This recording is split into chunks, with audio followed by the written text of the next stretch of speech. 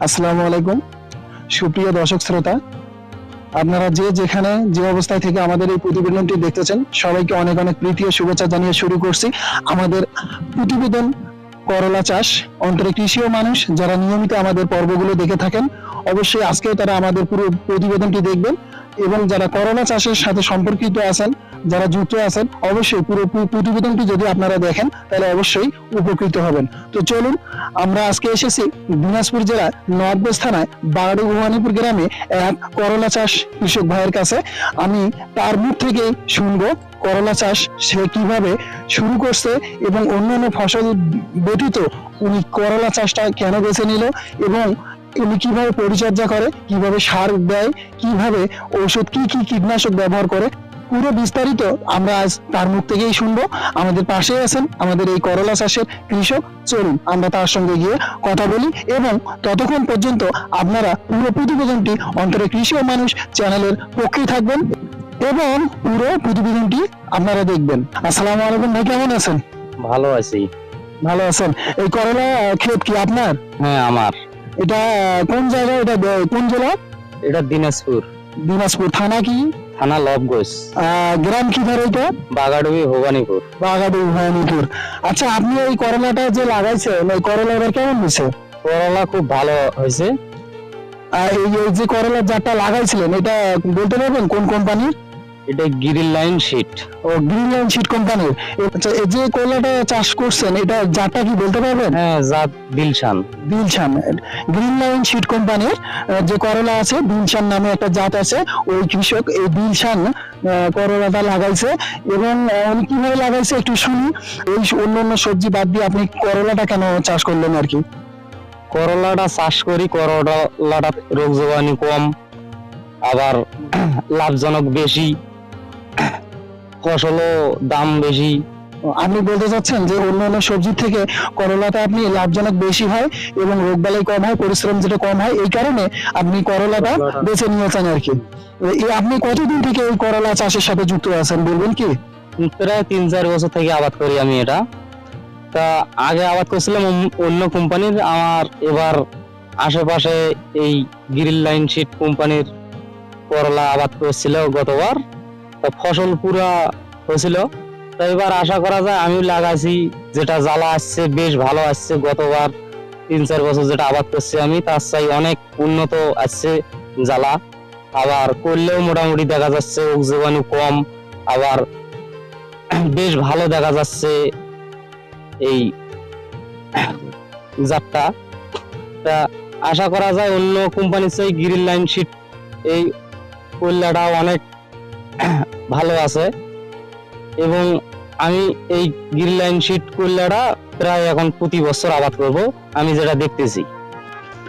আমরা কৃষকের মুখ থেকে শুনলাম উনি করলাটা কেন চাষ করে এবং কতদিন থেকে চাষ করছিল, এবং উনি বারবার বলতেছে একটি কথা যে অন্যান্য বছর উনি 3-4 বছর থেকে করলা চাষ করে থাকে, এবং অন্যান্য বছরে যে করলাগুলো চাষ করছিল তার থেকে গ্রিন লাইন শীট কোম্পানির করলাটি উনি মনে করতেছে ভালো হবে।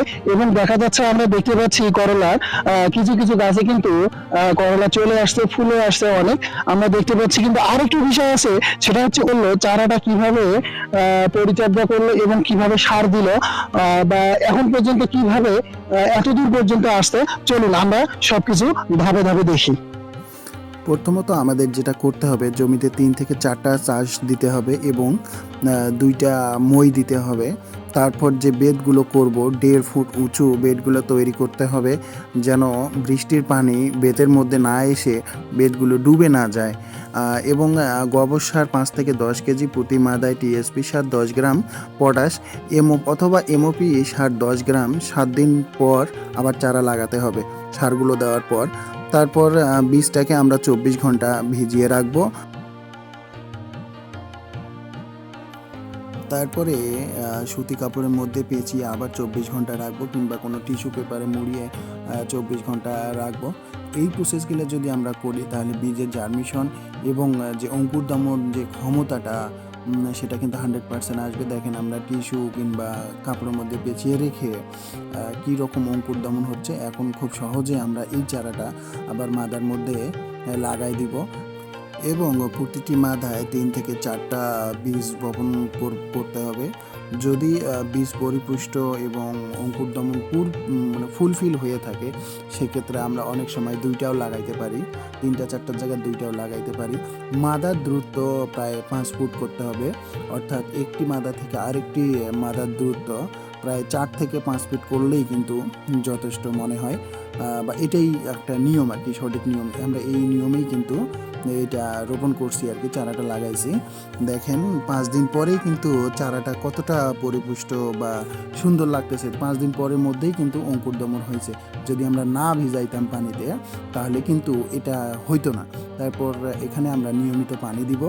পানি দেওয়ার পর যে আশেপাশের যে মাটিগুলো যেগুলো শক্ত হয়ে আছে, যেমন চারার আশেপাশে, সেগুলো আমরা অবশ্যই হাত দিয়ে হোক বা কিংবা নিড়ানি, কোনো কিছু নিড়ানি ব্যবহার করে মাটিকে সবসময় আমরা ঝরঝরা করে রাখবো।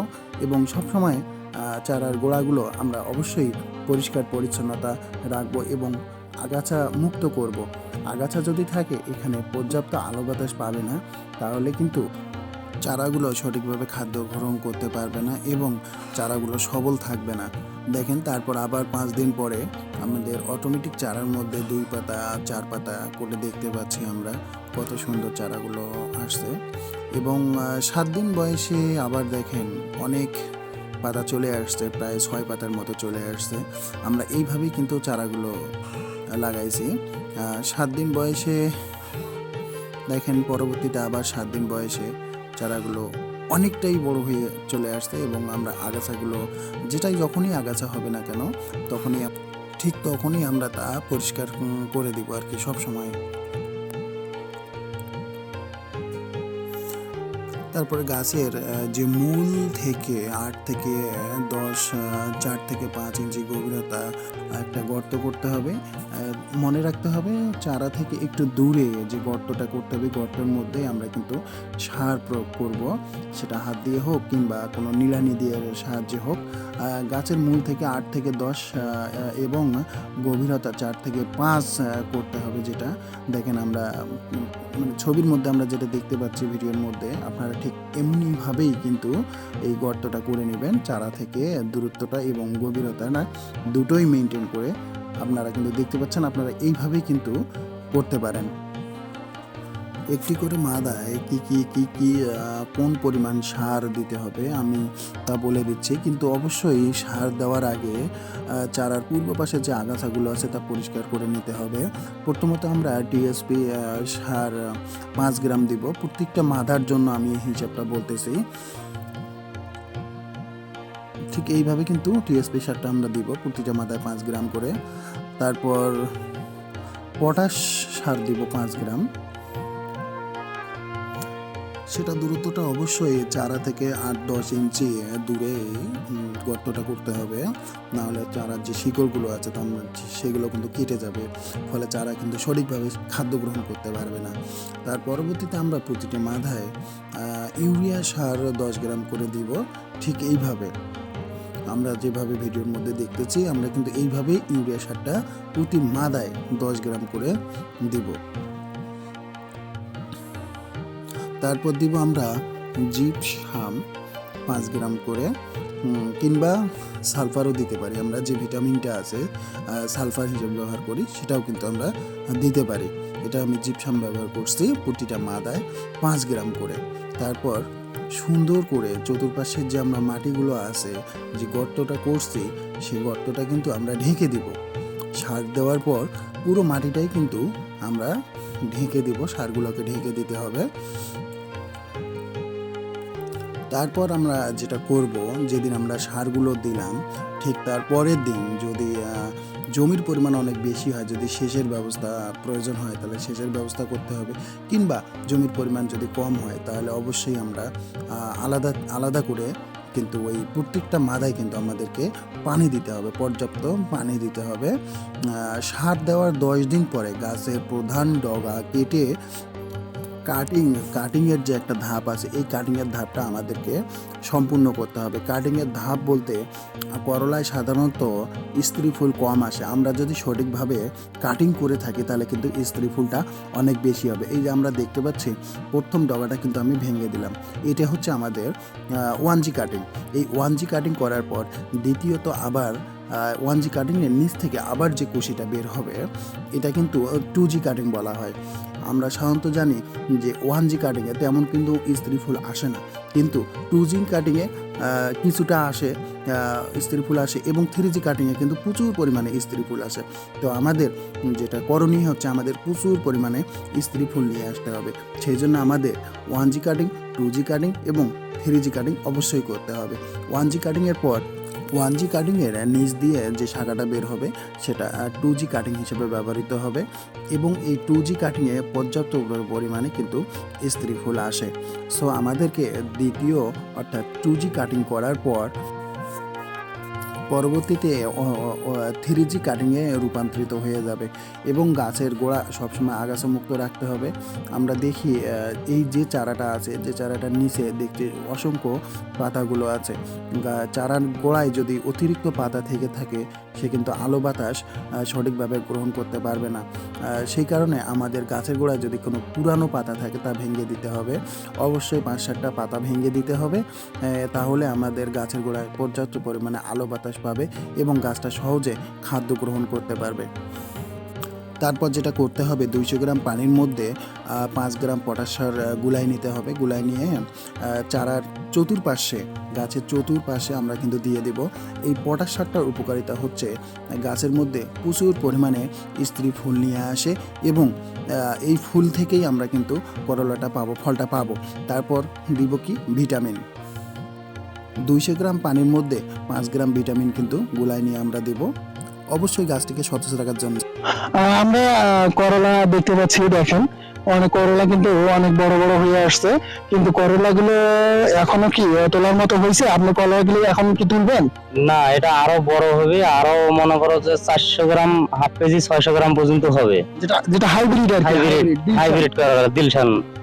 আর আপনি যে এই যে এটা লাগাইছেন, এটা মূলত পোকার জন্য, কোন পোকার জন্য লাগাইছেন এটা? সাদা মাছির জন্য। আর এই এখানে করলাতে আপনার রোগ জীবাণু, মানে কোন কোন রোগের জন্য কি কীটনাশক ব্যবহার করে থাকেন আর কি এই করলার জমিতে? লেদা পোকার জন্য কীটনাশক দেই, আর ভিটামিন দেই, আর সাদা পোকার জন্য এই যে দিছি এটা। আপনি বলতেছেন সাদা মাছি, যেটা আর কি মাছির জন্য প্রায় 5 দিন 7 দিন পর পর স্প্রে করি। মূলত যেটা বললেন আপনি, এই যে সাদা মাছি, লেদা পোকা এবং এই ভিটামিন, এটা যে ইউজ করেন, এটার বাইরে কি আর তেমন কিছু লাগে কি? না, আর কিছু লাগে না। সার, শুধু সার সময় মতো, আর সময় মতো দেই, তাতে এনাফ। তাহলে পুরোপুরি এটা দিয়ে এনাফ হয়ে যায় নাকি? সারও খুব কম লাগে, আমি গাছের গোড়ে গোবর দেই, আর সময় মতো একটু টিএসপি পটাশ গাছের গোড়ে গোড়ে দেই, তাতেই এনাফ, বেশি কিছু লাগে না।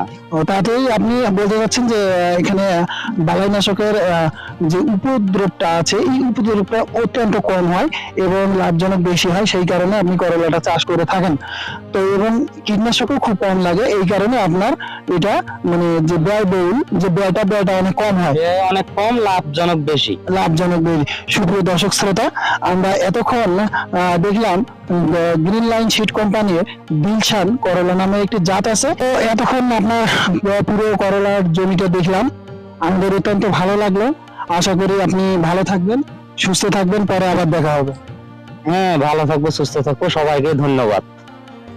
আর আপনারা এতক্ষণ যারা ধৈর্য সহকারে আমাদের এই প্রতিবেদনটি দেখলেন, অন্তরে কৃষি ও মানুষ প্রতিবেদনটি দেখলেন, অবশ্যই এই প্রতিবেদন থেকে আপনারা অবশ্যই কিছু না কিছু শিখতে পেরেছেন এবং উপকৃত হয়েছেন। সুপ্রিয় দর্শক, আমরা এতক্ষণ যে করলার জমিটা দেখলাম সেটা হচ্ছে গ্রিন লাইন সিড কোম্পানির একটি জাত, যারটির নাম হচ্ছে দিলশান। কৃষকের সঙ্গে কথা বললাম, উনি কিভাবে চারা তৈরি করছে, কিভাবে পরিচর্যা করছে, কিভাবে সার দিছে এবং কিভাবে কীটনাশক ব্যবহার করে এবং কিভাবে উনি বাজারজাত করবে এবং লাভজনক কতটা, সবকিছু আমরা বিস্তারিত জানলাম। আপনারা এতক্ষণ যারা আমাদের সঙ্গে ছিলেন, যারা পুরো প্রতিবেদনটি আমাদের সঙ্গে দেখলেন, তাদেরকে আন্তরিক অভিনন্দন ও আবারও শুভেচ্ছা জানিয়ে শেষ করছি। কিন্তু আজকে চলে যাচ্ছি না, হয়তোবা অন্য কোনো দিন অন্য কোনো ফসল নিয়ে আপনাদের সামনে হাজির হব। অন্তরে কৃষি ও মানুষ চ্যানেলটির পাশে থাকবেন, সাবস্ক্রাইব করবেন এবং আপনার কৃষি সংক্রান্ত যে কোনো তথ্য কিংবা কিছু জানার থাকলে অবশ্যই কমেন্টে বলবেন। ততদিন পর্যন্ত আপনারা ভালো থাকবেন, সুস্থ থাকবেন, সেই কামনা করি। আল্লাহ হাফেজ, আসসালামু আলাইকুম।